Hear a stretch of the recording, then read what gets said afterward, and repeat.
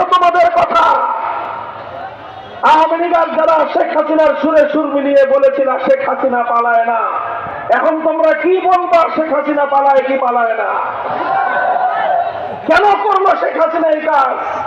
শেখ হাসিনার ইন্টেলিজেন্স বাহিনী ছিল, রাষ্ট্রীয় সকল গোয়েন্দা বাহিনীর বাইরে তার নিজস্ব আলাদা গোয়েন্দা বাহিনী ছিল। তারা অবশ্যই তাকে বলেছিল যে আবার যে অবস্থা ক্ষমতায় থাকা যাবে না, কিন্তু তিনি পণ করেছিলেন। বাংলাদেশের মানুষ, আওয়ামী লীগের লোকেরাও তারা জানতো, এদেশের মানুষেরও বিশ্বাস হয়ে গিয়েছিল লক্ষ মানুষকেও যদি খুন করতে হয়, লক্ষ মানুষের খুনের মধ্য দিয়েও শেখ হাসিনা গদিতে অটল থাকবে। কিন্তু শেষ পর্যন্ত পারে নাই। ইতিহাস প্রমাণ করে যে দেশের মানুষ হাসি মুখে প্রাণ দিতে যাবে, যারা নিজেরা মরতে শেখে তাদেরকে কেউ